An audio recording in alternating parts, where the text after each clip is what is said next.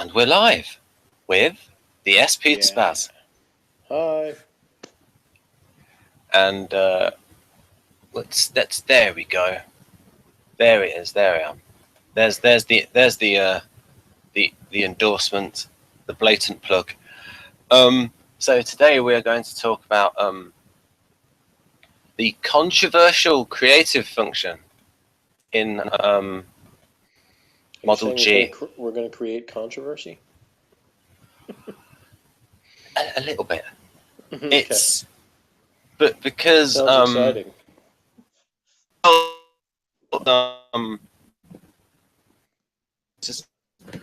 Is in Model G, ESFP is first function is extroverted sensing, and the second function is extroverted feeling. But it's different from the extroverted feeling in, say, an ESFJ. So a lot of people, yeah, go on. I was going to say, let me stop you there and ask you, when you say second function, what do you actually mean by that? Like, what constitutes a second function?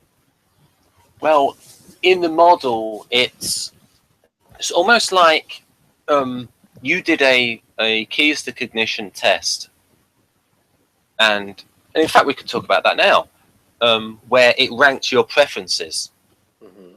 And even Victor himself has said he came up with a subtype system called DCNH, which basically means that because he observed, hang on a minute, loads of people of the same type are very different. And some of them seem to have functions stronger than others. So, for instance, you can have INFPs who are very good with logic, or INTPs that are, say, diplomats or counsellors. So, for instance, David Incursi himself was a counsellor. So he sort of like accounts for that from a functions point of view. So maybe you could tell the audience what your sort of results were like in your keys to cognition test. Well, I mean, it's consistently high in sensing and feeling. Of course, it divided it into extroverted and introverted versions of both of those. But especially the three of those were always extroverted sensing, introverted feeling, and introverted sensing were always pretty much always the top three. And extroverted sensing and introverted feeling were pretty much the top two, and introverted sensing was always third. The fourth one varied a little bit.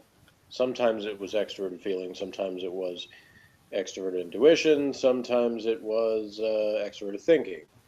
But those were all fairly close together. And the lowest were always introverted intuition, and then introverted thinking was almost always at the bottom in the unused category. Because in the way that test works is it has each thing basically is, tell me how often you do this particular activity. And it has examples like, acting in the moment on your instincts or whatever, just taking action in the moment, or and that's an example of what scores you on extroverted sensing. So if you say, this is totally me, then it's going to give you high marks on that. For introverted feeling, it had things like evaluating like what's right and wrong for you, and coming to conclusions based on that, or acting on your morality, things like that. I think yeah, go on. That the extroverted feeling things, I didn't memorize the test or anything, but I guess they were more about like doing things for other people, or trying to consider other people's well-being and stuff. I don't entirely agree that that's necessarily how to define that, but that seems to be sort of what those questions were about. Anyway, the introverted thinking, the thing that was said was unused for me. There was things that were like analyzing and deconstructing a problem to find its elements or things like that, would be something on there. And that's just not something. I mean, I can't say that I never do that, but if I do, it's something that is so much a part of something else that I don't even notice I'm doing it. So it's not a conscious awareness that I'm like, oh, let me take a look at this thing and deconstruct and examine its elements. Like, that's not something I ever like choose to do consciously. So I think the way that's defined is a little bit too specialized. So, and I mean, I love the functions. Jeff knows I love the functions almost a little bit too much, but the definitions, people. I think you're more open-minded about them than some people are, though. Oh, thank you. It's just that, like the way he defined it, TI there, I think it's more the ability to pick holes and find flaws. Well, I mean, I could be remembering wrong. Also, it's been a while since I looked at it, so I don't want to say I wasn't actually quoting it, so I may be remembering that wrong. But I remember there were things that were sort of like that I didn't relate to at all. So it wasn't just that. But anyway, I still wanted to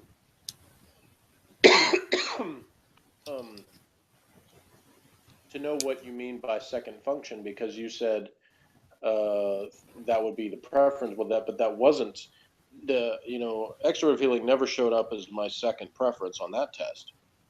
So in what way could you actually determine that that's a second function? Right. I will get onto that. It's just one thing, as Dario defined FE as building trust through giving relationships. That's what's in his book, 8 Keys to Self-Leadership, which was sort of like promoted by that test, because that test was come up like 2 years later. Building trust? Yeah, through giving relationships. Through giving relationships. Yeah, and that's kind of it's a bit vague, yeah. Yeah, it's kind of flowery. It's talking of flowery. You said there that NI came down near the bottom. Yeah, I had quite a low. Usually second to last. I had quite a low NI score as well, because I thought that the definition was just too weird. It was just too NF. It was very mystical, the definitions he used of NI. Yeah. Like, I wouldn't be surprised if there were INTJs, that didn't score INTJ on that test for that same reason. Yeah, because for me, so this second function is, Victor has it as it's the second strongest function in terms of what the type actually does. So, for instance, ESFP, when they are the performer, when they are the center of attention, they are using a lot of extroverted feeling, where the feelings are focused on other people. So you mean in the sense of sort of gauging the audience's reactions to things? Yeah, yeah, okay. And taking other people into account. I mean, the way I personally define FI and FE, in order to make it simple and clear cut, is I sort of split it between FI is the ability to understand yourself, sticking to your own values, and the ability to know how you feel about lots of different people in a sort of like a gradient, and the ability to judge how close you are to someone psychologically, and then because of that, how to act appropriately in that relationship. And it also has a lot and deep personal values. So the way Dario defines it, staying true to yourself. Whereas I see FE as about a focus on other people and almost on society as well. and so the focus is on other people, and it's an unhealthy FE can be somewhat where the person puts a brave face on things, and they will put the harmony, they will put other people's feelings like first too much, and so they don't actually express themselves because they're putting other people first too much. And it could also be seen as insincere. So there's like positives and negatives of that. And in fact, if people want to find out more about FE, if they like research the helper, the Enneagram 2, then they'll get a bit more information on the positives and negatives of FE. And another way of looking at it is what happens when the function is really weak. So for instance, when FE is really weak, then if you want to know, okay, Ben, what does that look like? If you look at an INTJ, well, if someone goes to Karina Murphy's channel and sees her interviewing Roan LaPlante is like a poster boy of FE polar. He really sticks true to himself, and well, Karina obviously finds his way funny, as you can see from the videos, and so that's like FE polar, where the INTJ typically does not care what other people think of him, and he puts their own feelings first. And when FI is really weak, then that can be like the ESTP and the ENTP, where they can have problems with trying to work out what's going on inside other people's heads, and they don't know how close they are to people. So it's like Jack Aaron, an ENTP, has said he either assumes everyone's his friend or not his friend. He doesn't have like this finely grained scale of like judging people how close they are to him.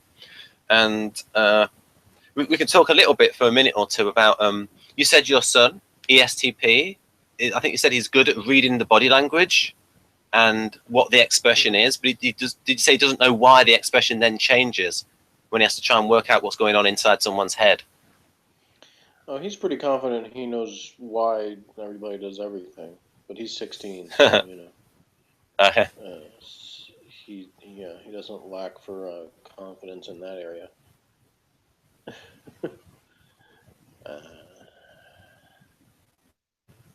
But I don't know that I make any kind of what did you say about, like, I forgot the word you used, but something about judging how close people were to you. Like, I don't know that I do that either. I think it's just a natural feeling of you just go by the gut feeling of you just say what feels right in the interaction that you're having, and it's almost unconscious. Yeah, I mean, although I restrain myself a lot because I know I've become mature enough to know the consequences of always just saying what feels right. Right. When I do that, I feel more comfortable doing that, but I have to stop myself from doing it in a lot of situations because I know what the result could be. Right. Just based on experience. And Dario said something about younger INTJs that are like obnoxious, in his opinion. He says that life hits them over the head. And if you want to see that, folks, it's in like the first video I did, like the Dario Nardi interview. And what happens there is the INTJs don't have that filter. It's almost they're too willing, they're too honest to say what they think of people, and they eventually to like use some tact. So I can give you an example of that. Roan LaPlante, in the video with Karina, he said that Victor Galenko was effing stupid, and I thought, wow, And then he didn't give any reasons why. So he needs a filter. So just in my opinion. Well, getting back to me. Yes, going back to you. As far as my like sort of gauging of the audience, like I need like kind of instantaneous feedback. You know, if I tell a joke or I do an impression of somebody, or you know, I make up a weird song, or I just whatever it is that I'm doing to try to entertain people, um, I need somebody to, you know, give me feedback, hopefully positive feedback, but even if it's negative, like there needs to be a reaction. And if there isn't anything, then I start to get discouraged.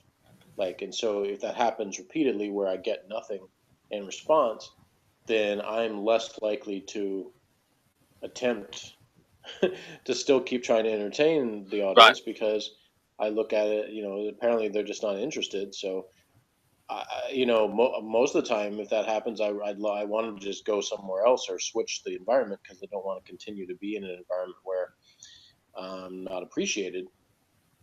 But there are some instances where it's not convenient to exit, so I just have to figure out something else to do in that situation. In the on World Socionics YouTube channel, Jack Aaron interviews Elena, and she's ESFJ, and she's does exactly that, where she's like, where in my opinion she's being entertaining, and Jack is like not giving her any like feedback of in terms of like enjoying what she's saying when in my opinion she's being funny, and because he's like in the mode of like the serious interviewer. Yeah, And I had a girl that I dated a while back, who it didn't last very long because I figured out that we just didn't have any chemistry, even yeah, though we actually had a lot in common. We had better conversations uh, online, like in instant messaging, than we did like over the phone or in person, because it was sort of like when we kind of each had our time to compose our own messages.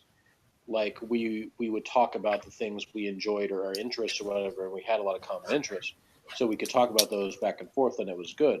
But when we actually were having like, you know, one-on-one real-time conversation, um, she would talk a lot about like what her aspirations were for like school and career and things like that. And I would generally do what I normally do, which is when somebody is talking about something where the general subject is kind of boring to me, I try to be polite and, you know, let the person talk about what they want to talk about. But I will, when there's a pause, I'll interject something, you know, to try to kind of joke, and not to, you know, in any way like belittle what they're saying, but just to make it, you know, sort of a goofy response based on what they've said. And the idea is that the person can, you know, laugh a little at what I say, but they can still talk about what this thing they want to talk about is. Or maybe they can, you know, we can sort of give and take on whatever that is. But this particular girl, uh, basically, when I would make my little jokes to interject, she would just sort of pause and then keep saying the same stuff. And I started to feel like, why am I even here? Like she could just be recording this into a, you know, something and playing it back for me later. There was no give and take. There was no response to what I was saying. She didn't seem to appreciate my humor. So I was like, I figured out pretty quickly that you can have two people that you could line up their interests and say, oh, these people should fit together because they both enjoy the following list of things. But when you actually have that interaction, you realize that they're not they're not compatible that way. I think she was likely an ISTJ, Ben. right, okay. I didn't want to interrupt. I wouldn't have seen that as an interruption, just saying, asking me that, but that was the clever idea there, putting it on the, you know, thing. Yeah, but what people notice about Jeff is that it's once he's on a roll, it's best not to interrupt him because he's at his best when he's on a roll, and I don't want to interrupt. Yeah, well, and that's why I even messaged you that we could do this video now, because when I was talking to Morgan, we were on a rolling conversation, but I had to drop him off, so it sort of had to end. But I was like left hanging in terms of wanting to talk about stuff, but I don't really want to talk about these random people from different socionics groups or whatever. But anyway, the point I would think I was making about that is in terms of not getting that feedback I needed, I determined that this probably wasn't going to work very well. No, on the one hand, you could probably say, well, I may have given up too quickly. Maybe we would have developed more chemistry if we'd spent more time together. But I think I sort of made the right judgment, because the first opportunity that she had to really do something that made me think, okay, we really don't get each other, she kind of proved me right. Because she had invited me. Okay, I don't know what you're doing there, but it's making a loud noise. Sorry. I know when we were doing the video with Karina, she could help. The train was making all kinds of awful noises, but whatever that you're doing, you probably can't stop it. Anyway, so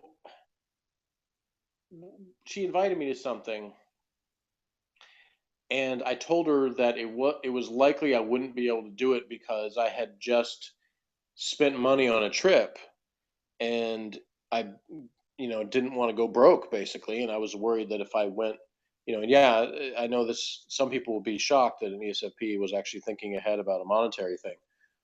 But since I have a kid, I really did, sometimes anyway, I would consider the fact that, I can't run out of money and not be able to feed and clothe my child.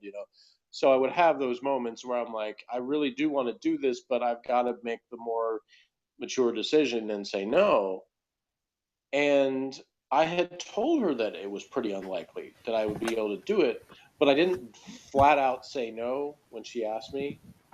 And so I think maybe to an ISTJ, there's kind of one of those things where if the deal was, I'm making the decision, I can't do this for financial reasons, she would have understood that if I had told her that to begin with. Instead, I was sort of iffy about it. I was like, probably not, but maybe we can. And then, I waited, and she sent me an email back and asked about it. And I said, I won't be able to do it. And she got upset at me that I didn't respond faster, that I didn't tell her this. I guess she was making plans and, trying to arrange this particular outing. And so she was annoyed that I didn't, contact her sooner about it. And I sort of get the idea right there. I'm like, okay, yeah, it's probably a good idea to end this now, because if she's got this expectation that I'm always going to be, sending her messages every day and keeping her updated on all of these things, that's just not the way I roll. I mean, I'm likely to not to put things off and not really spend much time considering something until I have to. Right. It's like at the last minute when it's time to make the decision, I can make the decision, but I'm not really going to spend a lot of time mulling it over before that. Right. Yeah, because in Socionic, ISTJ is they're FE polar, like the INTJ, but unlike the INTJ, because they're a cooperative type, they're usually more socially aware. It's just that they're psychologically closed in terms of not being very expressive and things like that. I think my experience tends to be with ISTJs that they tend to be, that general kind of guardian way of being traditional. So they have certain expectations about what they're supposed to do, with family and society obligations, and they have ideas about what roles males and females play in certain situations. And she may have felt, this is just me speculating, but this is based on what I know about ISTJs, that this particular one, she may have felt that if she had sent me a message earlier asking me about it again, that that would be inappropriate for her to do, to that she would be pressuring me, or that she would be, aggravating me unnecessarily about this particular thing, and that at the level of the relationship or whatever that we were at yet, that it wasn't appropriate for her to do that. Whereas for me, that would have helped. Like if she had said something sooner, like I need an answer today, I would have been able to give her that. But because she didn't, the time passed, and then she got upset after the fact that I took too long to respond. So it's just my theory. I don't know this for sure, but I have a feeling maybe she thought, well, I don't want to bug him about this, because she felt like that was sort of, not her role to do in that situation. And that's the thing, is those kind of things can differ so much by type, and most people in relationships, and again, at the time that I went out with this particular girl, I was not well versed in typology stuff, so it was not even on my mind until after the fact, determining what type I thought she was. That's Going into, most people going into relationships, they don't have that knowledge, and so a lot of these sort of flags that pop up, they may not notice, and there may be a lot of miscommunication because they don't understand that the other person is not examining the same facts the same way they are. I think that's probably one of the number one sources of like miscommunication, misunderstanding in relationships, is because two people can even say the same thing and mean different things because they don't look at those things the same way. There are people that are much more matter of fact, like these are the facts, and here's what you do with them. There are people that are the opposite, that are very vague, and even to a point, they believe. It doesn't necessarily mean they're an abstract person. It could be censors, but there are guardians that it's just what their values, their beliefs are, is that you're not supposed to be too direct with people, that's rude, that you're supposed to kind of beat around the bush and drop hints and sort of imply things, and the person is supposed to grab onto those and do something with it. And if you address someone directly and bluntly, that's actually like inappropriate. There's people that have that belief, and when they do, and then you're matched up with a person that is the opposite in terms of they always want things to be direct and blunt, and that's the way they are. And then there's this ripeness for misunderstanding because of that. So this is just a slight digression, but you said there that guardians don't want to be blunt. What about ESTJs? Yeah, I think ESTJs are the most likely of the guardians to be more blunt and direct. They still will observe certain social etiquette, though. Like even depends on the individual how much, but there's still things that they might not say to you directly, even if they're really thinking it strongly. But they might stop themselves because they just have that particular whatever you want to call it, belief or value or whatever, that this is not something that I'm supposed to say to this person. They could say it anyway if they're kind of overwhelmed with temper or just emotion or whatever that kind of hits them and it just comes out. But if they've sort of got control over that, then they might still be certain things they wouldn't say to somebody because they just think this is just not something you're supposed to say. Whereas contrast that with like an ESTP, for instance, that's likely to just come out and say it regardless of whether it's viewed by anybody as being appropriate or yeah. So you mentioned something specifically that I found extra interesting, and that was because you said that you didn't know about type at the time, and if you had known about type, then you may have reacted slightly differently, and that can show how knowledge of type can change someone's behavior, and certain types might be more likely than others to change their behavior, and then therefore they could, to a certain extent, someone could be atypical of their type. So for instance, an INTP that knows a lot about typology might take other people's feelings into account more than the INTP that doesn't. But it also might be a case of the INTP that wanted to know about typology might have been a kind of INTP that was more interested in other people's feelings anyway. Yeah, and the thing is yes, I do think awareness factors in, and that can happen even without knowledge of typology. Just simply by becoming greater aware of people, you can classify them in different ways, but you can still see those things.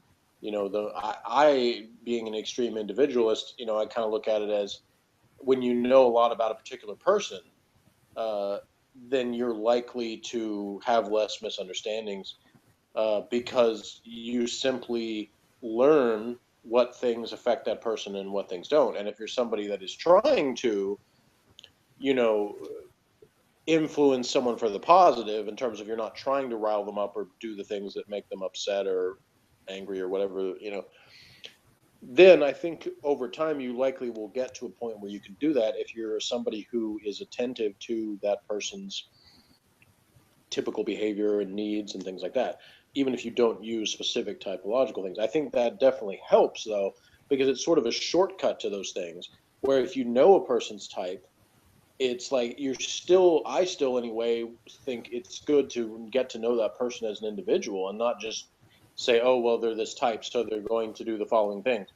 You still want to address and interact with that person as that person, but the type sort of gives you certain shortcuts where you might ask the question and say, oh, well, when I said this, or when this person did that make you feel this way, or did you try to do this in response, did you try to solve the problem, or you could ask them questions to sort of gauge how much of their individual personality lines up with the sort of typical type way of responding, and that can sort of give you a shortcut to say, okay, well, they responded pretty much how the book says they would in this situation, and so it's likely that a very similar thing happens again, that they'll react the same way. That's not 100% guarantee, but it sort of gives you clues, and some of even just the words, like that David Kurza used in the Please Understand Me books. There were sort of buzzwords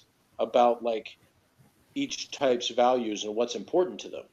And I have used those words and found them to be successful in multiple instances. For instance, as I've said before, I work with a lot of guardians. So those are the people I encountered the most is both at work as well as like parents of other kids that my son has interacted with, so school situations, teachers, things like, a lot of different things like that, though majority have been guardian type people. I have used things from the book, like for instance, guardians um, valuing honor and duty and responsibility and things like that, and work ethic and stuff. I have said to people that I know pretty well are this type. I've said things like when they make a mistake and I'm trying to get something correct, I've said something like, your honor is still intact. And when I've signed birthday cards or other things like that, I had the opportunity to tell them, I've said thanks for all your hard work. I make a point to acknowledge those things that I know are important to them, and they have in turn shown appreciation for that. And there's a certain amount of one-sidedness to that, because they may not understand as much what is as valuable to me. So they're the things that they choose to highlight when they try to do the same thing with me are going to be usually more along the lines of what they value rather than what I do. But there's a few exceptions. The ones that have gotten to know me better, like the ones that actually work in the same office with me, they know me enough to start to learn uh, more of what is valued by me as opposed to just by them. What some of the differences are. Um, but um, anyway, I think that learning those things, like I said, is sort of like a shortcut. It allows you to sort of have a little bit of a helper in relationships, whether it's a business or personal relationship, or whatever the circumstances are. And it sort of gives you hints as to how to kind of gauge another person by what they respond to. again, it's not some kind of exact fail-safe system that always works, but it's more often than not, if a person is being honest and willing to share enough of themselves that you can get any kind of read on them whatsoever, uh, you can learn those things about them, and then you can start to use the shortcuts and get to a place in your relationship with the person sooner where there's more understanding and less miscommunication. Right. You were saying before about being an individualist, but you're also somebody who is you feel a big parental responsibility and also responsibility like in charity giving and things like that. So it's not just a case of, oh, Jeff just wants to do whatever he wants. He also has like personal responsibilities that you feel. Yeah, and that's one of those instances. I think actually before we turned the recording on, we were talking a little bit about sort of the way things work in tandem with each other, as far as like my primary functions in terms of like extroverted sensing and introverted feeling sort of working together as a team, in the sense of how I take in things and how I process it and stuff. But one of the examples of when those things seem to be somewhat opposed to each other is, I don't like the word responsibility. I don't like to feel responsible for anyone else but myself. But my values tell me that I am responsible for my son, and thus, despite not liking responsibility in the abstract, not Yeah. wanting to be responsible, I still feel that I have to in certain instances. And if I was in, a situation, a situation where somebody had trusted me with someone, or even with a pet or something like that, again, my values would tell me that I have to fulfill this responsibility, even if I don't like the responsibility itself. It's still the right thing to do, so I need to do it.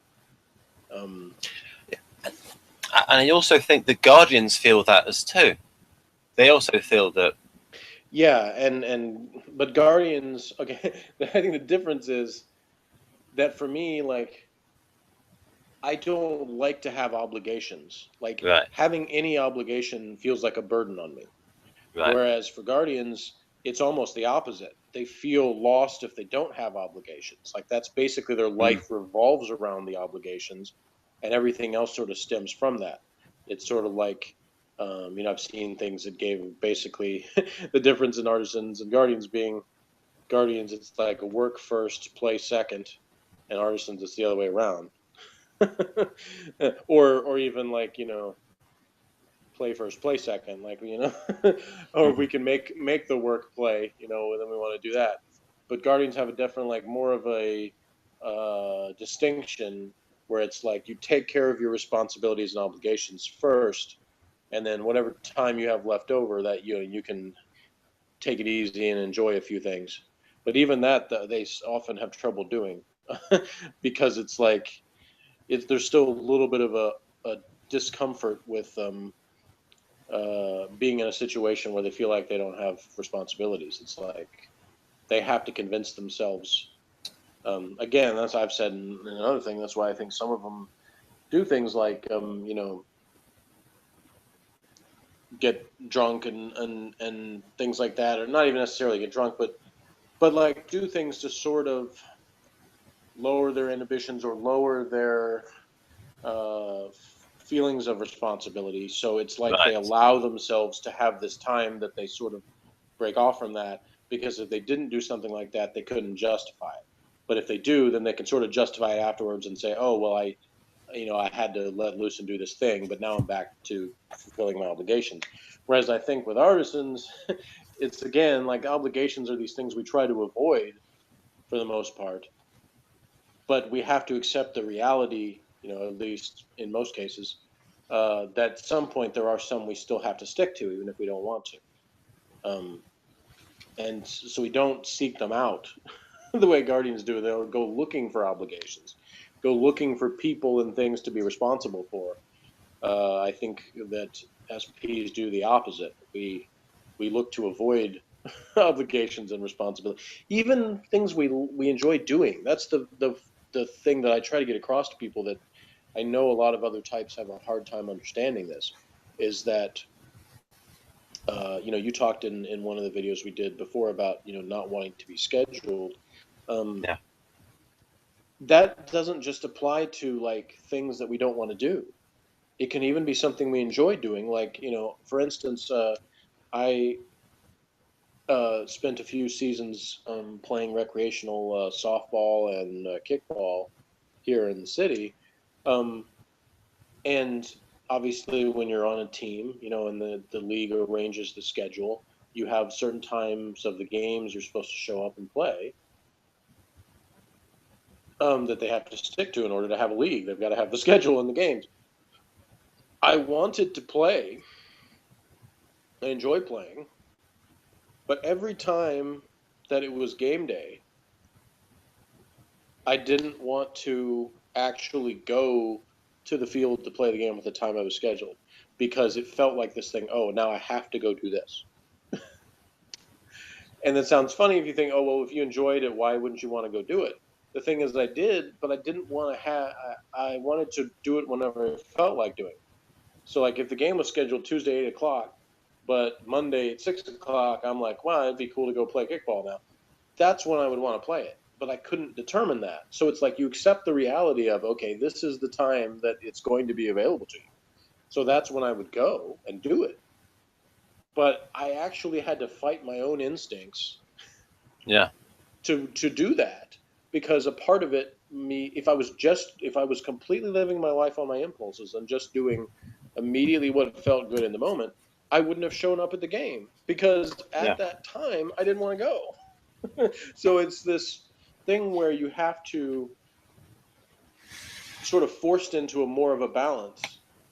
And we talked about that in the last video, where I talked about like celebrities, like movie stars that they still have obligations, and they don't want the obligations, but it sort of goes with the territories. There's got to be some structure to it, whether you like it or not. You can't just completely do whatever you want to do.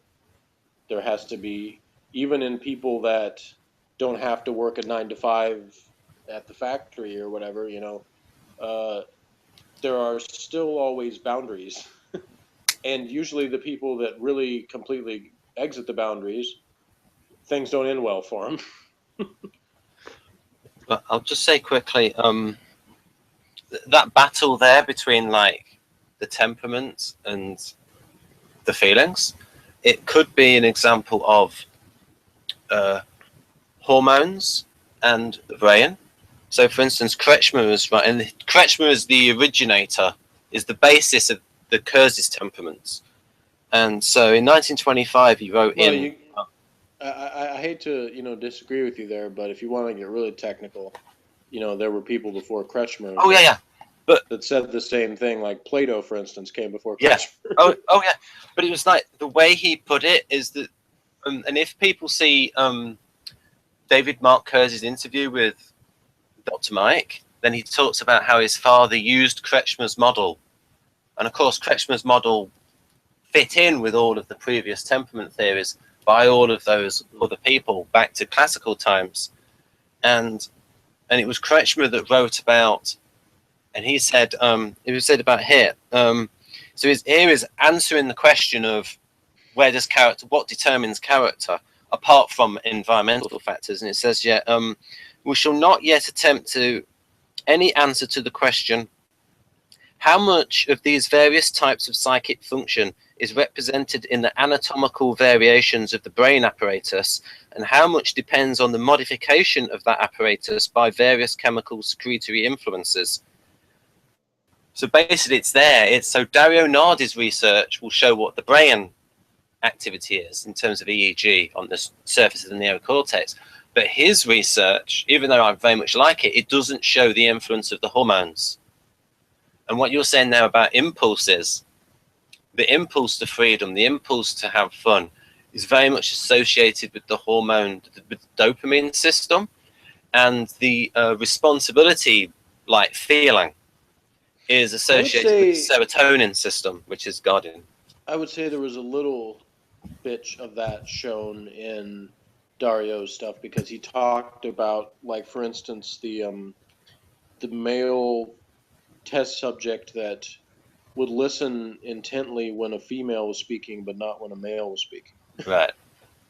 So there were certain, aspects of it even included in that, but I agree that wasn't the main focus of it. I also saw on one program that they sort of they had like guys watching news reporters, and they had an attractive woman do it, and like the guy couldn't remember what she said because he was too busy looking at her. Right. So that there again, there sort of has to be a balance with that too, because it's like, the research shows, that they're more likely to watch it if you've got an attractive person. Yeah.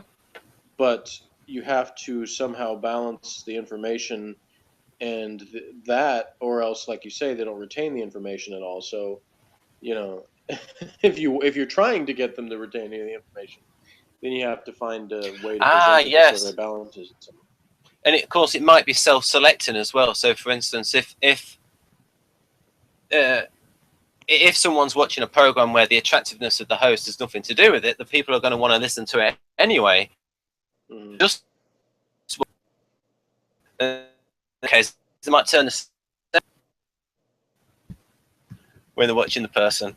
But now I'm going to do. I've just explained for a minute or two about the structure of this bit in the model, and then we can like get onto like real life examples and things. Like in the I'm just going to do this bit that is the sort of the interview thing. Yeah, so I'll just sort of to talk about the differences between ESFPs and ESFJs. Yeah. After I sort of explain this, and then we can go like straight there. After we've done a bit more on what Kersey said about ESFP. So just mainly for the audience, but also for Jeff. So the idea within the theory of the model, this second function is it's part of the social mission block. So if we say the social mission block, the social mission of the ESFP is, we can say, entertain a performer. So it's a little bit like the role variant. Or you can say, or in Victor's case, this would be the politician. So power, it's sort of reflecting the politicians in the Ukraine. The urge for power and the people skills is their social mission block, whereas Kersey would say entertain a performer is their social mission. And the first function sets the goals. And we'll have a look in a minute. And what we did in the first video, folks, was we talked about what the goals and motivations of artisans were, and the goals and motivations of ESFPs. And Jeff mentioned those two motivations can come into conflict. So like the S.E.E motivations and the F.I motivations. Whereas, and both of those functions, and within this theory, the S.E.E obviously is directed towards society. So it's part of their social mission. So when you see the ESFP as an actress or actor, you can see their artisanness in their attributes, in the way they interact, their artistry, and all of those things we associate with artisans. So that's directed towards society. The lead function has maximum energy because it's like the biggest preference.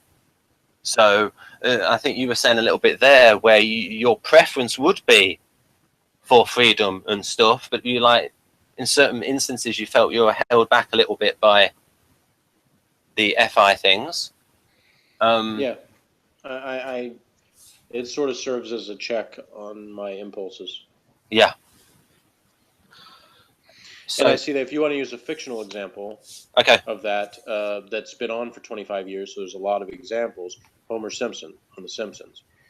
Yes. He does a lot of impulsive things, gets himself in trouble doing the things that make him feel good, what occurs to him to do.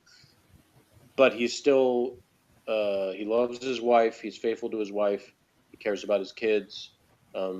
He has friends and other people that he knows that he's not trying to screw over and things. So he has those values that always comes back to. He doesn't 100% of the time just do what he feels like doing, because all of those other factors come into play. And he might kind of moan and whine about it, like, oh, gotta deal with this again, gotta deal with my kids again. But if he really was just following the impulses, then he wouldn't take responsibility, for his family or his job or anything. He would just, go off and do whatever he wanted to do and just leave.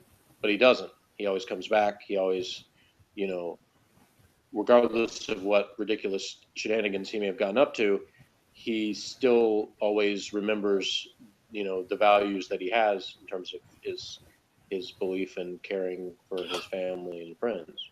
When I saw that program, especially in the early days when I watched it, and I only really watched it in the early days, is I got, wow, this is at the time I didn't know about the terms SJ and Guardian, but like very Guardian oriented in terms of the values of the family. Well, and almost like morality players almost for those family values. Yeah, I think it would appeal to Guardians. I think The Simpsons does a good job of illustrating actually all four temperaments and what happens when each one is sort of unrestrained. There's a lot of episodes that are basically like, here's how things go haywire when you have one temperament sort of gets its way above all others and isn't checked by the others. And a lot of times it is artisans having to be checked by guardians, but not always. Sometimes it's the other way around, because there are times where Marge goes a little bit. She's, the SJ of the family, but she'll go a little bit overboard in trying to restrict something she feels like is harmful. Like there was episodes where she got, the cartoon violence banned or sugar banned, or she wanted to tear down the burlesque house. I mean, there's a whole bunch of episodes where Marge is sort of trying to be protective and look out for the safety and security things that Guardians try to do, but she goes overboard and actually causes things to be worse by doing that. And so it sort of teaches there has to be that balance there. And the same thing happens with the other temperaments, because you have Lisa is probably the strongest example of an NF or idealist on the show. Yep. And so she has episodes where she goes overboard on whatever cause or particular mission, value that she believes really has to be defended, and she'll go too far and sort of have to get a reality check on that. And Mr. Burns probably serves as the biggest NT rational example of someone who goes way too far on on those things, on the ideas that occur to him that at their base are usually that same NT want to improve the system. Here's how we can make things more efficient and work better, but he ignores all of the human elements that everybody else cares about, and he goes too far and has to be checked by everybody else. So that, hey, wait a minute, we're not going to let this guy go crazy, and block out the sun so that he can have nuclear power used for everything, so he can make more money or whatever, whatever the particular thing he's trying to do is. So there's a lot of examples of those things where the one temperament, it sort of it shows that there has to be some balance there, and everybody sort of fills their role. So you could say it's Guardian, but I also think there's a great deal of the others as well that factor into it. Right. I'll also say I think a great example of an INTJ is the sarcastic Star Trek fan, and the comic book guy in the comic book shop, the sarcastic Star Trek fan, and there was one. He's an INTJ, because I don't know. He seems more INTP to me, but whoa. Yeah, but it's sarcastic though. And what happened was there was a meeting there was once an episode where Lisa was in like the high IQ society, and it was like all the characters from The Simpsons that had a high IQ, with Star comic book store, and there was a professor there, and he invented a sarcasm detector. And the Star Trek fan said, "Oh, that's a really good invention, that is." And then the detector blows up. Mm-hmm. So yeah, that's an example of that character. But then, getting back on topic quickly. So we've done the lead function. We've done all the artisan things. Right. So it sets the agenda. It's the goal. All the artisan goals, all the things that artisans want. And for the SFP, so the performer. Right. And then this function is its optimum energy. So it's basically just as much as what is needed. So for instance, ESFP that wants to be the center of attention, they will use FE to the degree that is necessary to achieve their artisan goals. They're not going to be using it just for its own sake. They're using FE, people skills, thinking of other people, thinking of the audience, all that kind of stuff, in order to fill the need of the overall lead SE and also the FI, because both of those provide motivation. And right. So to use two words that Kersey uses about SPs, it's Yep. tactical and it's utilitarian. So it could be called the same function, as the ESFJs are using, but like you said, it's being used for different purposes. Yeah. And there's a lot less of that. I've got to do this because it's the right socially accepted thing to do. Yeah. It meets Yep. with the etiquette of the situation. I can observe some things like that, but again, it's more it's utilitarian way. There is a benefit to me personally of doing things in a certain expected way in certain situations, because I have experiences taught me that there are benefits to me to do it that way. But I'm not doing it that way because that I have a specific value myself to do things in a traditional or expected way. In fact, I have a value to do exactly the opposite. So when I have the opportunity to go against the grain of what's socially accepted and the etiquette and stuff, and I can do that in a way that can entertain people, then I am always going to prefer to do that. Right. And when I was younger and less mature, I would do it plenty of times where it didn't entertain people and irritated people. And not going to say that I never do now. Obviously, I still do in some situations, but I did a lot less. I mean, I did a lot more, and when I was younger, and simply was less aware of those things. Like I would become, as soon as I became aware of a social norm, I would want to break it, because that was my instinct to do, is go against what that thing is. And there are more things that now, and I think becoming a parent obviously factored into that too, that I've learned sort of there are benefits to kind of going along with certain things. That phrase, go along to get along, Yeah. go along to get uh, to a better position tactically. That Yeah. there's benefits to making other people happy by doing the thing they want you to do, even if my ultimate what I get out of it is not the same thing they get out of it. And it's not for the same reasons. Right. So you can think of an actor or actress doing a bad show or doing stuff in order to get to where they want to do, based on things like, meeting and greeting people, working their way up, and in order to achieve what they want to achieve, which is well, it's like there are plenty of people look for the extremes, and they'll talk about somebody like for example, Lindsay Lohan, who developed a reputation of being difficult to work with for a lot of people, because she would show up late, sometimes not at all, would show up inebriated, would directors or people that worked on a movie would have to go find her in some bar and drag her out because she was supposed to be doing something. So there's these extreme examples of people, extreme behavior, where they were just kind of following the impulse. She was just, this is what I really want to do, and as opposed to what I'm supposed to do.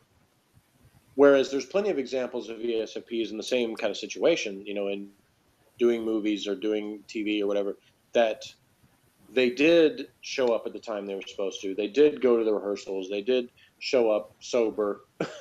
Because again, like you say, even if that wasn't what they wanted 100% to do, they saw the ultimate benefit of doing that, that there were reasons why they would be better suited to to do those things than be somebody who had a reputation as being difficult.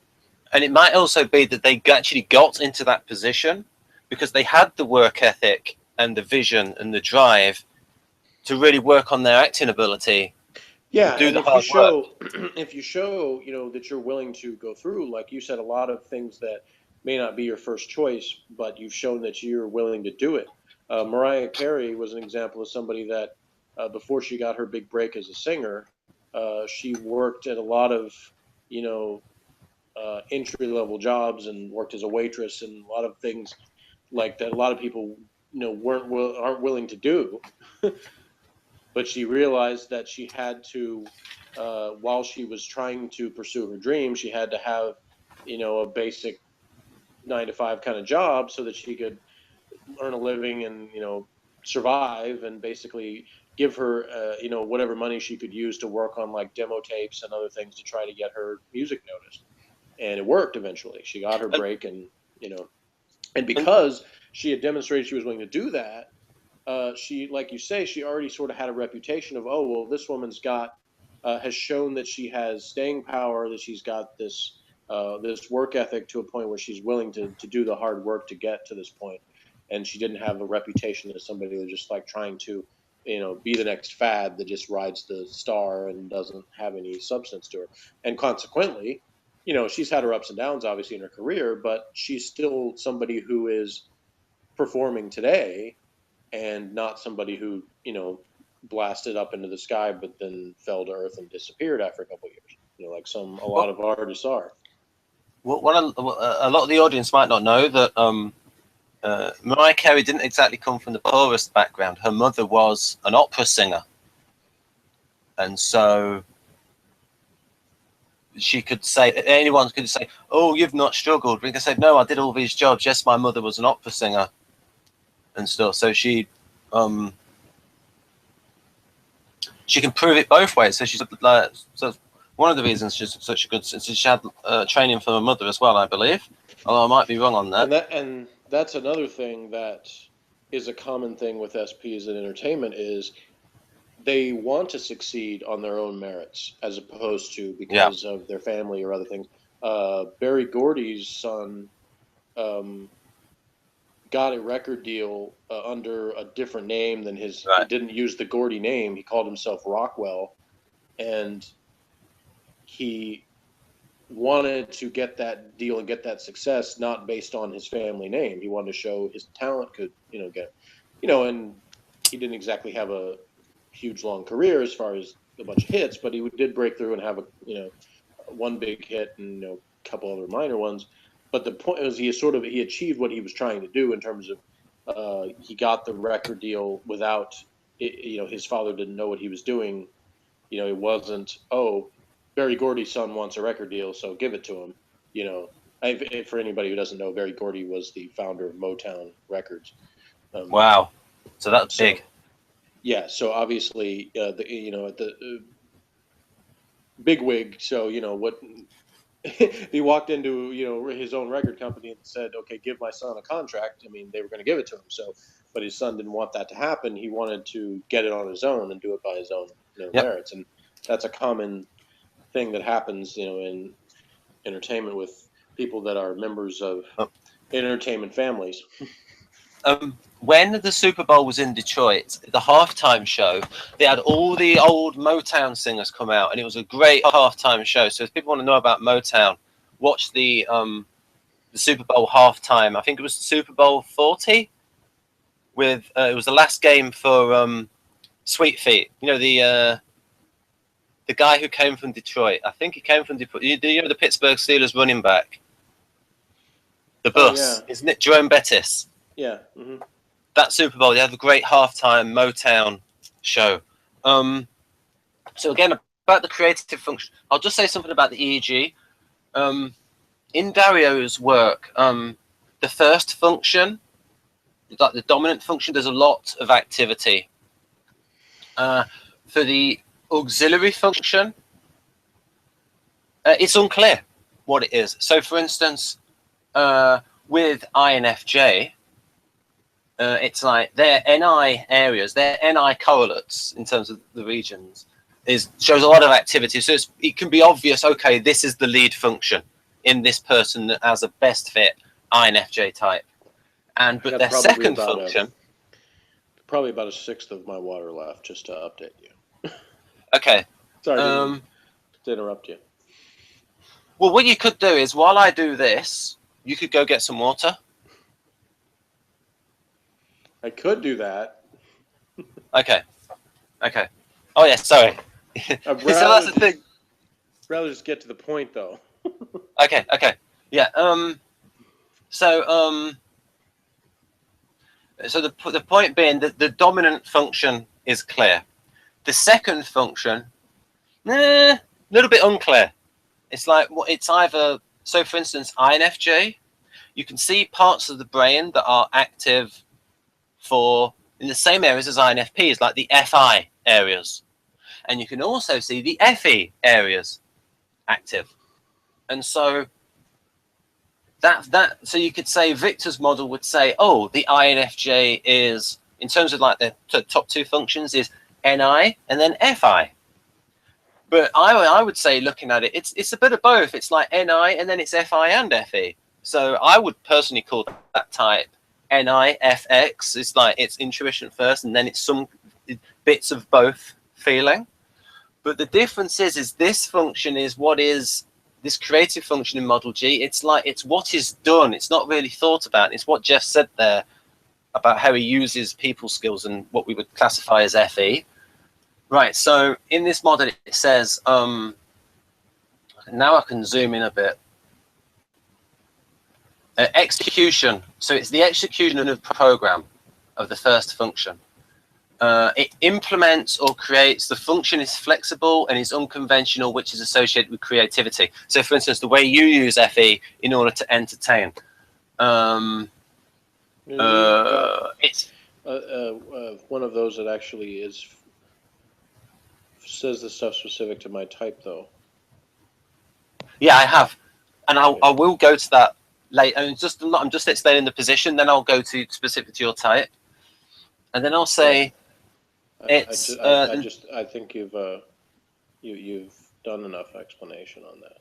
That's what I'm saying. Oh, okay, okay, okay. So if you switch to the one that shows, for us, then we can, hit those specifics. Okay. And then there's a tote model that people can look at. Like, I'm just going to put it on screen for like a couple of seconds, and people can pause it and read it themselves. Right. So, right. I'm just going to put this on screen. So, 1, 2, 3, 4, 5, 6. Right. Pause it, folks. There you go. Read about it. Tote model. Pause it. There you go. Think about it. Okay, thank you very much, folks. So that second one is the equivalent of the operate phase. So implementing the goal. Right, now we will go to the bit where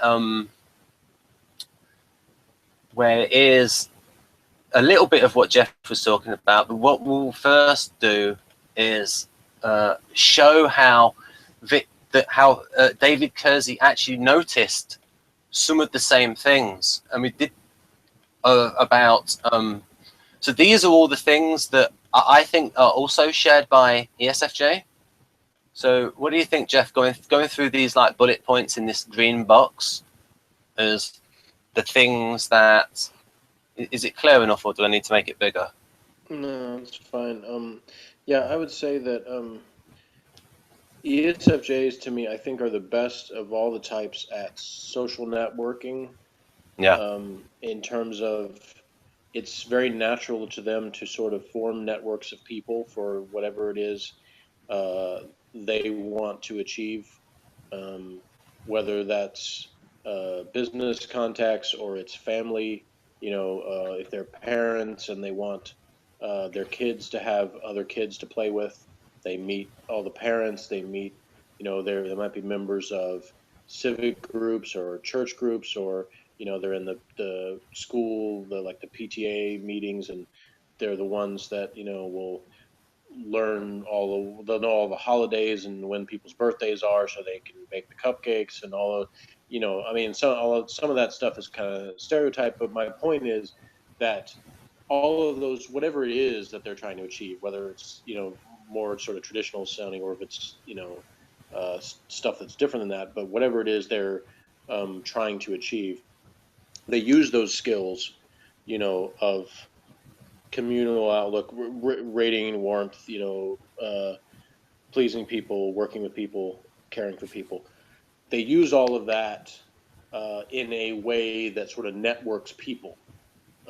Right. And the way they view it, that, the communal thing, it's like everybody's sort of connected, but they're not connected in the, kind of NF mystical way, like we're all got this, we're wired into the brain or whatever the thing is, that we're all this collective unit. They still very much see people as separate and distinct, but they're more like defined by where they come from and their families and things. And it's kind of like, what groups do we want to be a member of, and who do we want to be a member of our group? And whoever that is, we make sure that we stay connected to the members of the group, whether or not we like them or not.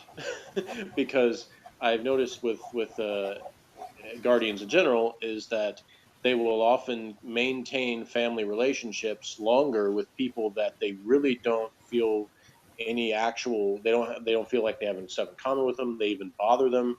They don't like spending time with that person, but it's like that attitude is, they're still part of my family, so I have to include them in this group.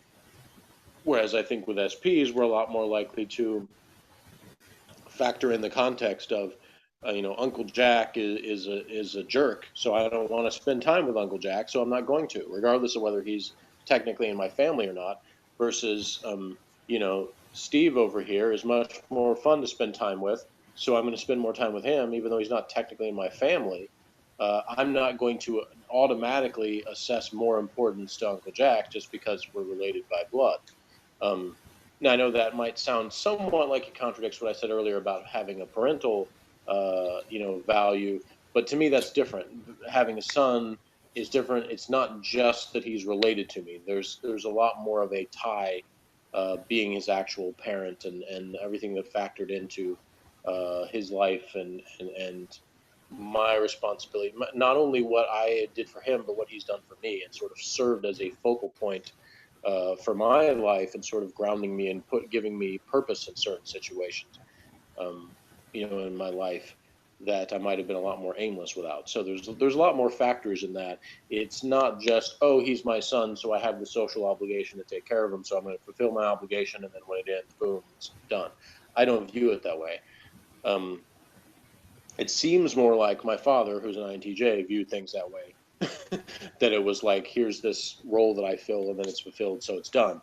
We that's why we don't really have a relationship now, because he doesn't contact me, I don't contact him. It just goes that way. Whereas with my mother, who's an INFJ, there's a lot more of she wanted to maintain that closer relationship, family bond kind of thing, and it was more important to her to have that. And so obviously there's, what, to bring things full circle to what Ben talked about earlier, in the case of INTJ versus INFJ, only one letter difference, but that value of that communal outlook, or the value of family bonds and stuff, a lot stronger in the INFJ. It's almost the basis for their existence. I remember Numaceptor talking about, uh, bonding and like human relationships was like her number one thing, versus INTJs. It's not that they can't have strong family bonds, but that's like further down the list for most of them in terms of what their considerations are. It doesn't come as naturally to them for that to be like, top priority. So anyway, so yeah, ESFJs, I admire, I always try to, when I do these things about other types, not sound like all I do is complain about, other types, because I really try to point out positive stuff and things that I admire in them. And I know it's hard sometimes, because when I talk about certain types like ENTJs, I know I pretty much always sound like I'm dissing them, but even them, I find things to admire. But ESFJs, there's definitely lots of things like in terms of their ability to, remember so much stuff about people's families and remember what people's likes and dislikes are and when their birthdays are and where everybody came from and the trips they've taken and who needs to not have whatever kind of frosting on their cupcake because they're allergic to that, and like they Yeah. remember all that stuff. They know, and those things come so much easier for them than it does to me, and all that I'm kind of in awe of. And of course, the flip side, the negative side to me, is that because they have those viewpoints of the way people sort of defined by their family, by their groups, to me they come off sometimes as being more prejudiced. And if you're not a member of the particular groups that they associate with, they don't view you as highly. Like you're not seen as you're seen as lower in society or not valued as much, things like that, where there are the negative side to that kind of mentality is that there's not as much inclusiveness sometimes, not as much open-mindedness Oh, when it comes to that sort of thing. that might be because of the ESFJ that's in a particular environment, and it might be that environment that has those social prejudices, Right. where ESFJs in different cultures and different regions might have different beliefs in Yeah, that area. and the ESFJs are going to be more strongly influenced, as all SJs are, by the environment they grew up in, there because they want to maintain the traditions and the etiquette of what how they grew up. And again, I was trying to get across, these are preferences, these are tendencies. It's not 100%. I'm not saying SJs are robots that are programmed that they have to do these things any more than any other type is. But they're the most likely of temperaments to want to uphold the traditions that their family and their society and the groups they grow up belonging to are part of. Doesn't mean they're identical to them. Obviously, over time, society changes, and you could have nothing. Even if you had nothing but guardians, you would still have the guardian Social parent. change. You would still have the guardian parent saying about their guardian children, they don't understand how easy they have it, and all these kids today with their wacky stuff that we didn't have. That kind of mentality is going to be present because there's always still going to be changes from generation to generation in terms of specific elements, but the general mentality would stay the same. Even if the Yeah. specifics of what they do changes. And if we give an example of that, I think Martin Luther King Jr., his reasoning particularly appealed to SJs because he used how the civil rights movement naturally flows on from the Bible, the Constitution, Hmm. and so very much consistent with what SJs already believed in at the time. So he very much appealed to Yeah, the SJs. yeah, and I mean, speaking of the Bible, I mean, you had that same dynamic. I won't go into a long thing on this because we could do a whole video or more on that, but the Gospels in the New Testament of the Bible sort of represent the four temperaments again. And the first one, the Gospel of Matthew, is like the guardian gospel. More than any of the others, it stresses the history and the way everything is connected by the families and everything back through the Old Testament to the New. And it starts with this long genealogy of where Jesus came from, because it's almost like they're saying the guardians, in order to trust this guy, need to know he really comes from this family that's descended from the chosen people. So we're going to show you line by line how he's related to them. So you can read each line and go, okay, all right, it all checks out, so we can believe this guy. Yeah, it's just like with Martin Luther King. First of all, they hear the word doctor, and then they know he's a Baptist minister. Hmm. So already he's got credentials there, and Right. then he's linking everything he says, biblical terms and constitutional terms, and saying things from the Declaration of Independence, all things that, and using in the reasoning method of, because you believe in this, I can show you how what I want you to believe is consistent with what you already believe in. And because you already believe in this, you should believe in that, because it naturally follows on from what you already believe in. So, for instance, all God's children were created equal, that sort of thing. endowed by their creator with certain inalienable rights. So I'm actually going to be the first one to bring up Bill Clinton this time instead of you. Yep. Because again, thinking of this contrast between ESFPs and ESFJs, because again, you might think, okay, well, Clinton was obviously good at social networking because he had this network of people that supported him. Of course, he had a lot of people that worked for him on doing that. But yes, he used his natural charm to make a lot of friends, make a lot of supporters.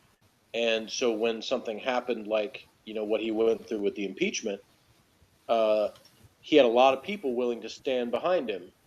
When every time he showed up and he made those speeches, about the situation and how we need to get past this and get back to work, he would have all these people behind him, his supporters, physically, like literally behind him there to represent, hey, we got his back on this.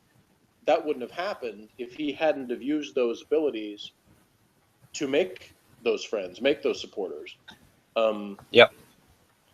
And so obviously you say, okay, well, as an ESFP, he still had that ability to do, a certain amount of networking stuff. But again, the difference is that his abilities were more of a tactical utilitarian type of way. It was, okay, he knew as a politician, as the profile says, as a politician, well, he knew it was important to make these friends, to make these supporters, because he was going to need them. He didn't know the specifics of how he was going to need them, because he didn't know exactly what his impulses were going to lead him into, but he knew there would be something. And his natural ability to, to charm people and to, get people on his side was going to be needed. And then you could say, well, does that start to go into the realm of like there was this strategic forward thinking? Not really, because again, it wasn't a like, okay, let me make this step-by-step plan, and here's this quota of how many people I need from this group and how many people. An ESFJ would be a lot more aware probably of who all of those supporters were, Yep. what groups they belong to, all those things that make that networking thing, making them stronger in that area. As an ESFP, what we know is we know when we can count, we feel like we've got a lot of people that we can call. That's really what it is. It's like if you look at it and go, okay, I need somebody, who can I call? And we start thinking of a bunch of different people. That's a good feeling to know, okay, I know all these people I can call that are going to be on my side. We may not know, all of the connections like the ESFJ does in terms of everything about this person. We might remember, hey, I remember I met this guy Frank at that fundraiser. I don't remember what his family's names were. I don't remember where he comes from, but I remember, hey, that guy, he seemed to like me. He smiled. He liked my jokes. I'm going to call him because he seemed like he was a good guy. And you call Frank, and then Frank think, the president cares about me, and there's a relationship there. So, and of course, like I said, he didn't do it alone. He had some help. He had people working for him that could remind him of the details of, oh yeah, Frank's from here. This is what they could feed Clinton those information, those details. So when he's talking to Frank, he can say, oh yeah, how are Judy and Steve doing? And then, he's got that in. So that's why, of course, in a politics situation, you have people working together to, maximize those abilities. But Clinton still had to do the work of when he's the one out on that stage, like in a debate or, in whatever, a town hall or whatever the format is, the one that's got to go over to, Judy from Little Rock or whatever and look into her eyes and convince her, I care about you and your problems and I want to help you. And as soon as he did that, then, that's one more person he's won over to be on his side. So the next time that he might do something or say something that Judy's not so happy with, she remembers she's still got that connection. Well, I don't like that he did this, but I like him, so I'm going to forgive him for that. That kind of thing is what we're able to do, that allows us to use those abilities. I think that the audience needs to remember Bill Clinton now is less in the way he interacts, because he's a lot older. He comes across as less SP. He comes across as less ESFP than when he was young. He really loved people in general, and now he's more reserved. has he had some heart problems? He has less energy. Yeah, I mean, that obviously things like that are going to happen with age, you know. But you can still see. I mean, the last time I remember seeing him in an interview, he still seemed pretty energetic to me, and still passionate about the things that he, you know, did care about. And you know, there's that picture of, we talked about before, that picture of him coming in to the room when Obama is at the podium, and he's got that look on his face like, hey, the party's about to start. I'm here, you know. Oh yeah, just the artisan trait of, like, in 2008, where he would like go and campaign for Obama, and it was hilarious because he'd just talk about himself mostly. Yeah. He'd take all the oxygen out of the room. But yeah, just one thing. Just the last thing on this diagram is, in the model of the ENFP, they have FE in that position as well, so they would be NEFE. So I suppose the theory would be is they use FE methods to like champion their cause. Do you think that's true as well? The way sort of like ENFPs use people skills. Yeah, I think ENFPs may even have it stronger than ESFPs do, in terms of they have this innate ability to charm people without even sometimes seeming to realize they're doing it. I think ESFPs probably were a little bit more aware that we're doing it, and there's a little bit more of a tactic involved in that, in terms of, it doesn't mean that we're not genuine. Sometimes we're not, but sometimes we can be completely genuine. But at the same time, we're still seeing, like, as it's happening, oh, this sort of gives me the leg up in this situation, or this gives me that ability to win the moment, as I've talked about before. Whereas with ENFPs, they might eventually sort of realize, oh, this has won people to my cause, but it's almost as if they, and I'm not saying this to be insulting at all, but they come off as sort of oblivious to their ability to do this. It's sort of like, you know, the Pied Piper leading the kids out, but it's like he doesn't realize what he's doing. You know, the ENFPs seem to have that ability to just, they're passionate about whatever their cause is, whatever their beliefs are, and by being that way, they attract people, and just sort of this, you know, they sort of radiate this this sort of glow of you know, excitement and enthusiasm. You know, there's something to get all, you know, excited about. You know, and I think that was probably a lot of the people who got you know, the hippie movement started back in the 60s and stuff. A lot of them were probably ENFPs, because they just had that ability to kind of convince people, yeah, you want to, you know, all pile in my minivan and drive out to California, because something, we don't know what's going to happen, but something great's going to happen, man. You know, this is just, it's this mecca of peace and love and something, you know, it's this, and people wanted to be a part of that because it gave them good feelings, you know. And that's the ENFP power, is that ability to just, you know, charm people in a way where they feel like something exciting is going to happen, you know, something is worth being passionate about. And that, you know, obviously that's what has attracted me to ENFPs. And I think what, you know, does for a lot of people is just, there's people that are sort of attracted to the kind of manic, frenetic pace they sometimes seem to be at, where they're just, there's all these ideas popping off in their head, and it's like, wow, they're like just all about the possibilities and all these things that we can achieve or come up with, and you know, people can be excited by that. Also can be scared off by that. There's some types of people where they're likely to be like, okay, that person's crazy and I'm going to stay away from them. Yeah, I mean, I get that. I mean, when I interviewed Millie, she might be an ENFP. She's got a heck of a lot of NE, and she's got more NE than I have in terms of the way she interacts. And yeah, she's in the video photos where she's got the big white teddy bear in the thumbnail. Right, so this is just to prove to people that these are the things that are in Kurz's actual ESFP profile. And I do my INTP thing of comparing things and looking at things from different angles. So I'll briefly say what INTPs do for like 20 seconds. We do this. We like to look at things from different angles to like get at the whole truth and compare things. So, right, okay, pause that, think about it, folks. We're going to go back to... I was gonna say probably about another 10 minutes tops, so... Right, okay. 10 minutes, yeah. Right, okay. So this... Oh, there. Right, okay. So basically here, it says here why they use FE. well, is the way I interpret it anyway. So, for instance, they love the excitement of playing to an audience, and they try to generate a sense of showtime wherever they are. And that is why, because that's their main motivation. That's different, as Jess said. So again, pause that, folks.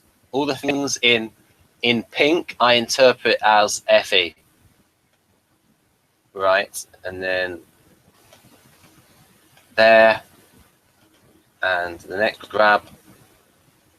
And that's something that I noticed, that people that try to fit people to the functions instead of the other way around, they seem to miss that, because they'll say things like, they'll say, oh, introverted feeling types hide their feelings. And so they'll say ESFPs are not going to like express their feelings open. And Yeah.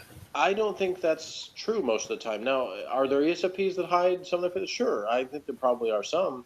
But in general, I don't think that we want to do that, that we feel like we need to hide our feelings most of the time. I think what happens is circumstances sometimes lead us to feel like we have to hide our feelings, because when we express them, people are somehow bothered or freaked out by them. So we sort of learn to hide them more if we feel like there's a bad reaction when we express ourselves. Like that. So So that. it's more of kind of a learned behavior from circumstance than it is our natural instinct. I don't think, from what I know, it does not seem to be that ESFPs naturally would prefer to keep our feelings inside. I mean, we love to express what we're feeling. We want to be able to pour that out, but there are circumstances in life that sometimes hold that stuff back in. Right, so there, people would see there. This is in the profile, the pink stuff there, which I classify as FE, and then particularly this section here, where it talks there, emotionally expressive. Again, so ethics of emotions, FE, emotionally expressive. Virtually unable to hide their feelings nor hold their tongue. You were saying there about FI. It's right there in the profile of it. And the better the model gets, the more the model actually captures the real person. And so this is why I see Model G as better than Model A. Model G explains the observations of the real person better than Model A. And in future, there will be a better model than Model G. And then a better one, and then a better one, and then a better one. I don't model with the person. Right, and so that's that one done. And so now we can, so now we've done that, now we can get to the meat of it, of going over the actual profile. I'll try and find it. I think it's got to be dessert by now, Ben. I think we've already had the meat. Oh, I'm trying to find S.E.E. I think there it is. I've clicked on the wrong one. That's INFJ. This is what we can do now, because you put me on a time limit. Well, You're the me, one it's who's not being exact, but I'm trying to give you a heads up so we can kind of head towards the finish line here. So. Okay, well, this is the finish line.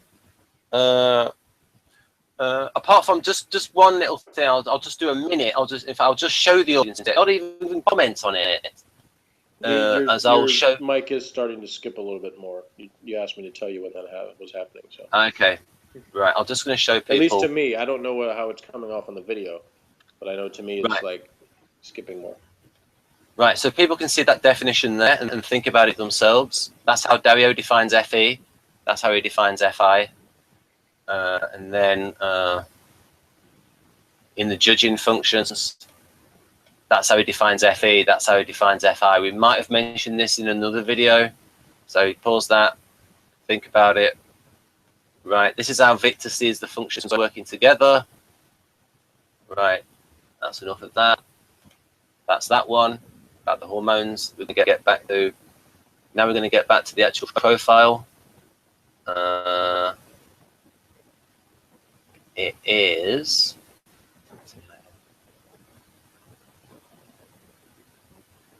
right, that's, where is it?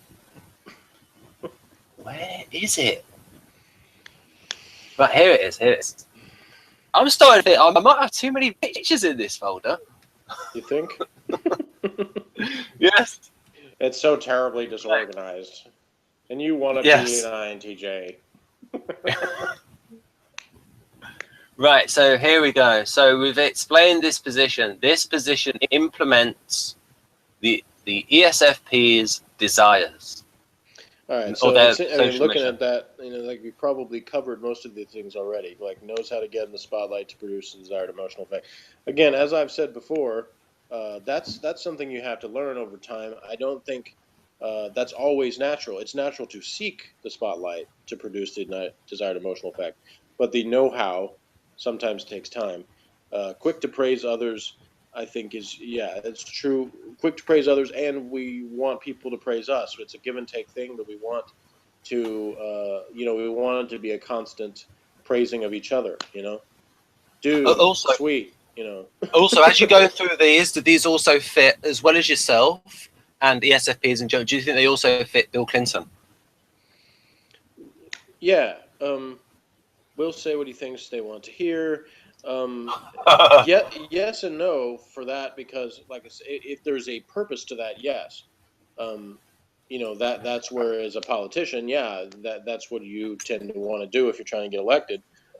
My instinct is not to do that, because I think there's too much of that, because my cynicism about politics is that there's too many tell people what they want to hear, whether it makes any sense or has any uh, way of getting done or not. So there's too much of where we are currently in politics in America is from too much of that, just kick the can down the road and tell people the thing that gets you to win the next election, even if you really aren't actually changing anything for the positive. So anyway, I have an aversion to that in principle, but that doesn't mean that there haven't been times that I have used that, to benefit myself.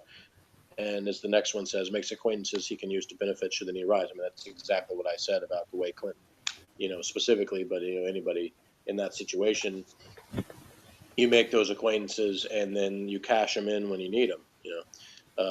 And even not necessarily even for himself. Clinton did it when he was trying to help his wife, and I'm sure he still is, because she's running again for president. So he's making calls to people that he helped in the past and saying, "My wifey needs your help now."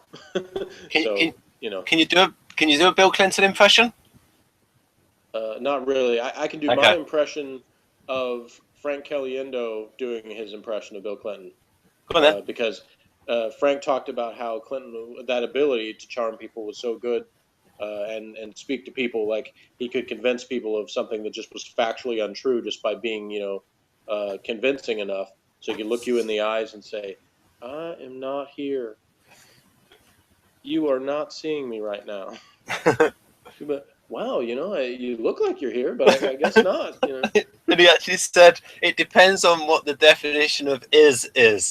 Yeah, I mean, well, that's and that is a general artisan thing. Like when you Yeah. just flat out have been caught at something, I mean, all you can do is just deny. Like Kersey said that in the Dark Escape stuff. He said deny, deny, deny was the artisan defense mechanism. You catch them with their hand in the cookie jar. No, I didn't do that. Like, so there's instances where even in adults they do the same thing. Like, what do you mean? What do you mean is? Depends on what you mean by is. Hang on, Darkest. Have you got access to like the book or something when you No, said in the just Darkest Escape stuff? just the excerpts. Ah, right. That were been posted in various things. The forum that was connected to Kersey.com before, and some things like that. There's been on David Mark Kersey's blog. He posted Yeah. excerpts of things from the Oh yeah. working on that.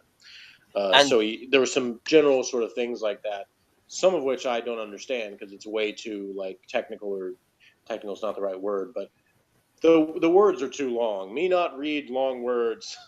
It'll be like this type uses psychothermal and this other one uses and I'm just like, okay, I don't know what that means. Anyway, although there's some you of have that, but although you have used the word inebriated in this hangout, I which is a good have, word. yeah, inebriated. Yeah. See, I actually like fancy words.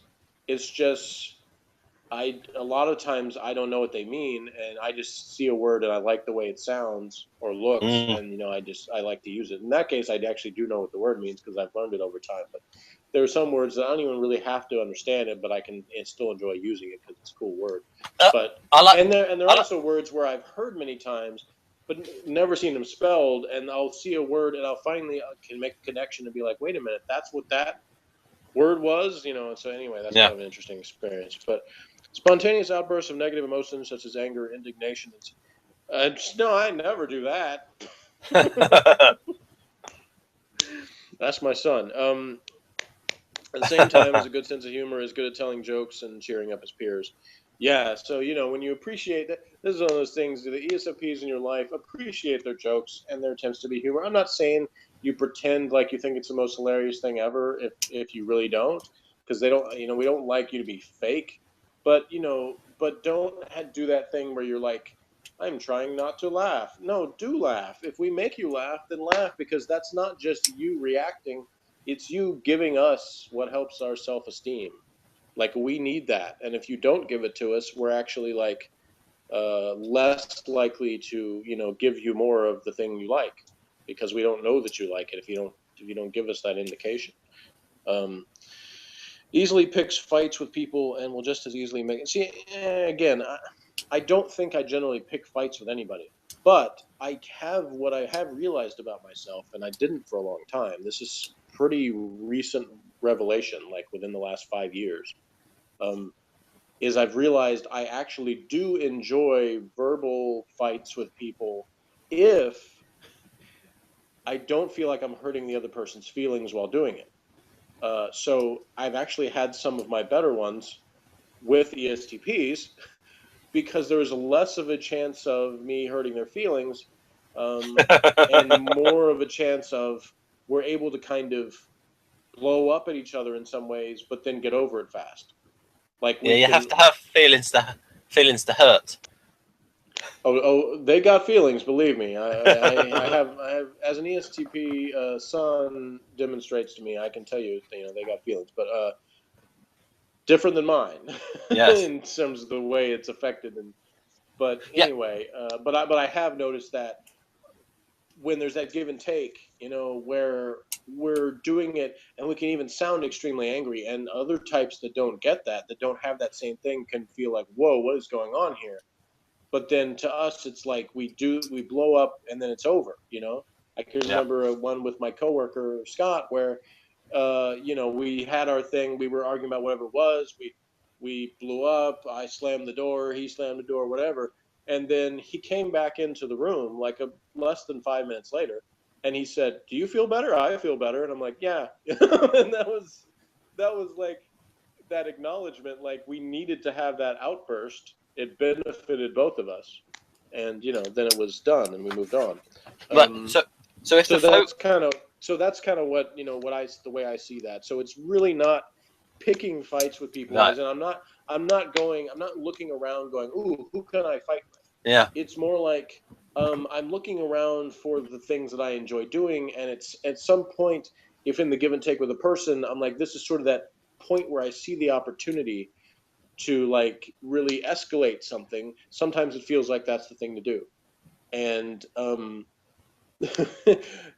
I know members of my family don't really understand it, but I have an ISTP brother, and we have Right. had those conversations where the same thing has happened, where we've escalated, and we've even sometimes said some things that sounded like threats to each other, but then again, we've been able to make up from that.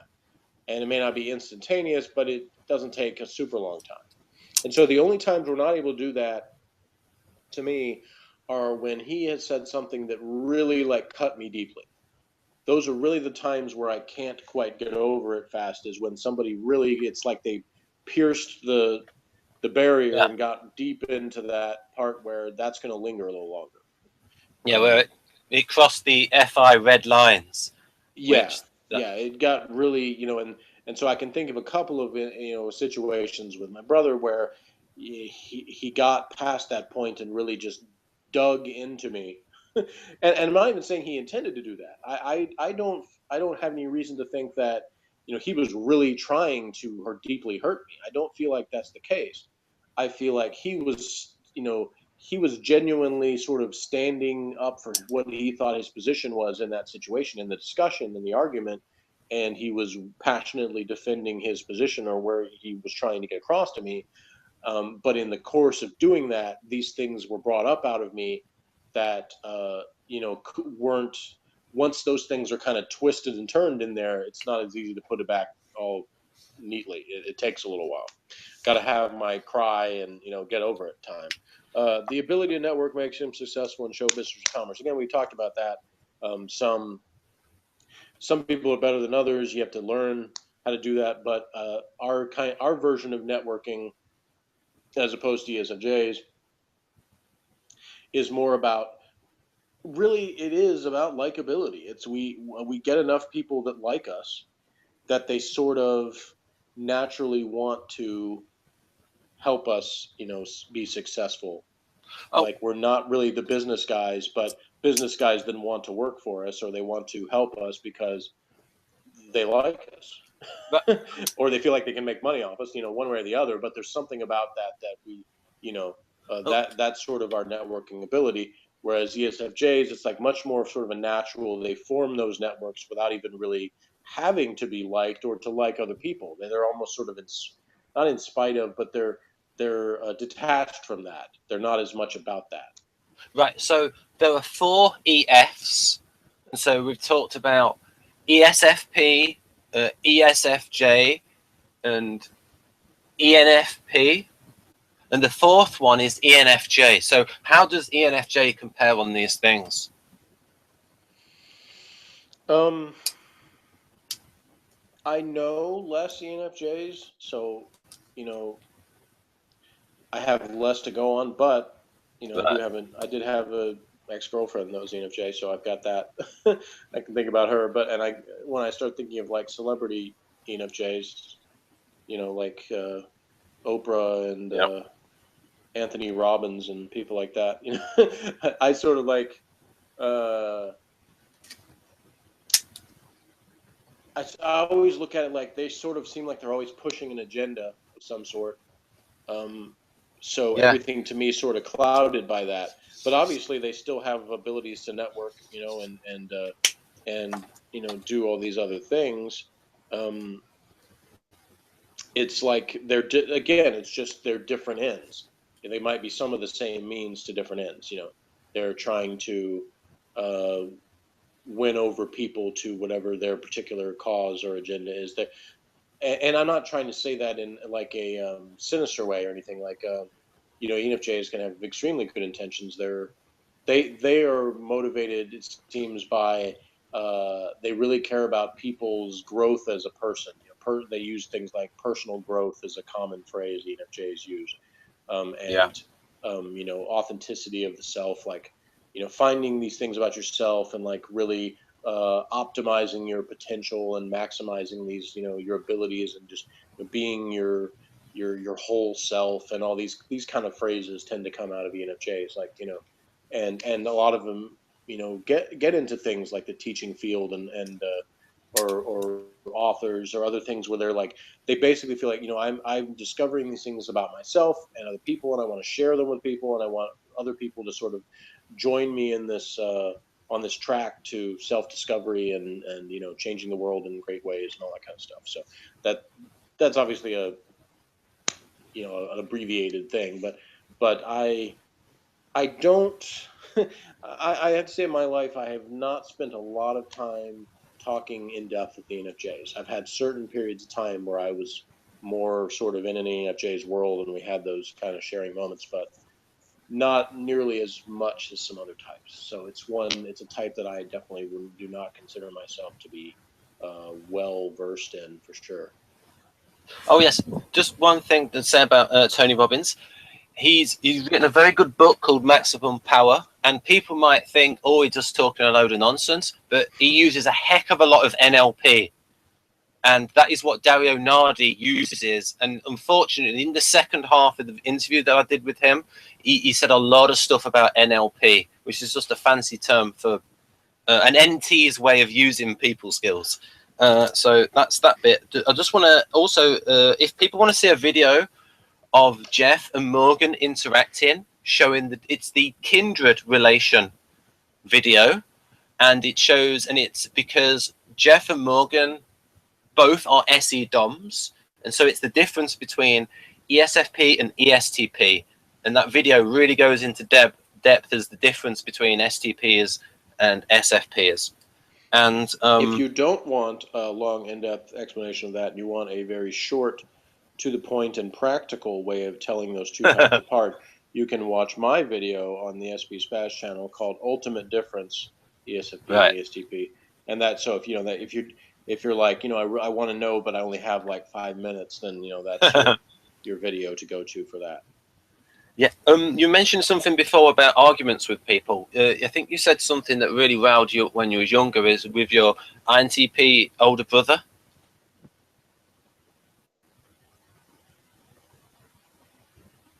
I don't know if... Okay, if you don't want to talk about that, okay. I'm not sure specifically what you're referring to, so... Oh, there's something about him not showing emotion. I think it was maybe your parents were going through a divorce or something. Yeah, well, yeah, when, you know, we all dealt with the divorce in different ways. When, you know, and my INTP brother, he basically, you know, kind of, to me, had kind of a smug attitude about it. And he basically sort of wanted to, like, act like he didn't have any emotions, like he could just shut it off, and he was like this, you know, emotionless being, like he wanted to be, like he thought he was a Cyberman or something, you know. So, yeah. But thankfully, you know, that, I mean, he was a teenager at the time too. He was like 14 or 15, so you know, he grew out of that. He's a much more pleasant person now. You know, we don't have a lot in common and don't share a whole lot of interests. Don't always see eye to eye on everything. We don't spend a whole lot of time together, but when we do, it's usually pretty enjoyable because he's in general a pleasant person. You know, he doesn't really try to, like one of the things said, he doesn't try to pick fights either. He doesn't tend to try to start arguments about things. Oh no, we don't like doing that. He does care about accuracy. And what I've said before about him is that part in Please Understand Me Too, that talks about why INTPs do get into arguments, is that they have low tolerance for people stating things they know are inaccurate. And so they'll defend their position on that, and sometimes and get involved in a really long argument because of that. But it doesn't strike me as an attempt to start a fight. It's just they hear this thing, and it's like they have a natural instinct to correct that. Like, no, this is what actually the facts are. Yeah, that's and tough. then if the person resists that, then it can become a long thing. So when I read that part about INTPs and arguments, it reminded me a lot of situations with my brother and my mother, and the times where they just were not seeing eye to eye because my brother was looking at it as, I have to correct this inaccuracy, whereas my mother was looking at it as like she was defending her, I don't know what to say, her point of view, I guess, or her, you know, almost her right to have this other viewpoint on it, where he, you know, it's not so cut and dried, whereas he would basically be like, yes, it is, because these are the facts, so you're just wrong, you know. Did we cover the final bullet point about show business and commerce? Yeah. Right. Okay. Yeah, I mentioned all of them. You know, I said basically that, you know, that people like us. You know, I think in my job, like the only reason I still have my job is because people like me. I mean, that's just flat out truth. Like the things that I have done, and I'm not going to go into specifics about everything, but the general stuff, like, you know, if I had a guardian boss, for instance, I would have been gone long ago. Like a direct supervisor, I mean, technically the president of our company, you know, is the big boss, and she's the guardian. But my direct supervisor is an artisan, and it shows in terms of the way that things are structured. But generally, it's like I've given ample reasons why I should be fired many times in my time there, starting with being late more often than I'm on time. And so there's a lot of things like that where I'm like, if I was, you know, seen as an ornery malcontent, then I would have been gone. Ornery. Yeah, I would have been gone a long time ago. But the fact is is that I realized that when I start examining, okay, why am I in the position I'm in anything that I talk about in life, I'm like, it's obvious that, like Sally Field said, people like me. Not everybody, but there's obviously some people that do. Otherwise, I wouldn't have had the opportunities I have had, you know. And I have to actually remind myself of that. And again, it's one of those things where some people are like, oh, they'll say something like ESFPs, or they got big egos or whatever. And what I tell people, as much as some people don't understand this, is that we have to have that, or the alternative is like depression. Like there's no middle ground almost with ESFPs. It's like we have to believe that we are liked and loved and good at the things that we care about. If we don't, it's a very thin line. It's very, the balloon can be popped pretty easily if you deflate, an ESFP's confidence. Like if you, and it can be, it can seem like to other people, they can be, well, this person should know that I like them. This person should know that I think they're funny, or that I think they're, interesting. But if it's been a while since you told us, it's good to remind us, because we can start to feel like we're not being appreciated. And it's not, again, it's not like it's necessarily like a crying baby that's being, that's throwing a tantrum or something like that. It really is about needs. It's about what feeds people's self-image. And whatever type you are watching this, if you think about those things that, are what your self-image is based on, and how good it makes you feel when someone gives you those things, that is what it is for us, is we need to be appreciated for those things that we're good at. And part of that is just to tell us that you like us, that you enjoy our company. Like those things make us feel good. That's how we get that. If you don't tell us that, we start to feel like nobody does. And then that's when we get bad and more likely to start doing more outrageous or reckless behavior, because we look at it as we have to get people's attention so that they will notice us. If we're being ignored, that's really the worst thing for an ESFP, is to be ignored, is to feel like we're not a part of anything. We're not influencing anybody. We're not making an impact on anybody. Everyone is just going about their lives, and we're blending into the background. That is not what we want to do. There are some types of people that enjoy blending into the background, and that's what they want to do. We're not that type. We don't like that. And when we feel like that, we start to feel bad. And what you were saying there about also SJs want gratitude, and you were saying about one of the differences, you wanted like attention. And it's like I appreciate gratitude too, but gratitude in itself is sort of like, okay, that's nice, then now what, so it's like, it's much more about the appreciation of of what we bring, what we do for other people. That matters so much more than that. And hopefully this is a good way to end this, because I think we gotta make that it for now.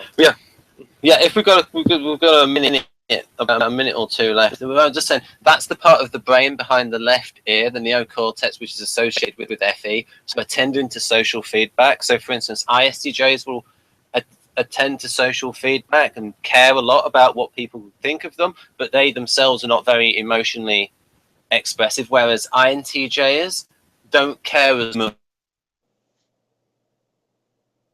about it. Then so that's that, and then this is people can pause this themselves. So there you go, region 5, that area there. People want to pause it, and there you go. Alter your behavior to get more desirable results. INTJs don't necessarily alter their behavior as much as, say, ESFJs do. And as we've talked before, ESFPs will alter their behavior creatively to achieve their ends. And ENFPs and ENFJs, because they're all ES. So bottom line, whether they value it or not, all types with E and F in their MBTI code will use behavior that we would classify as FE.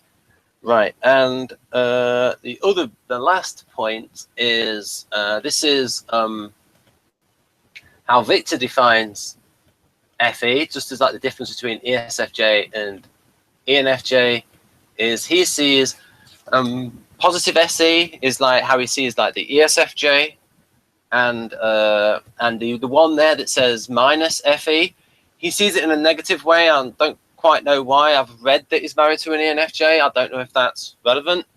But the plus signs are, plus means maximize the positive, and minus means minimize the negative. So for instance, in a type like INTJ, they might try to, or ESTJ, they've tried to minimize negative outcomes of, so they're more security conscious ESTJs. They go with the safer approach in business, whereas ENTJs maximize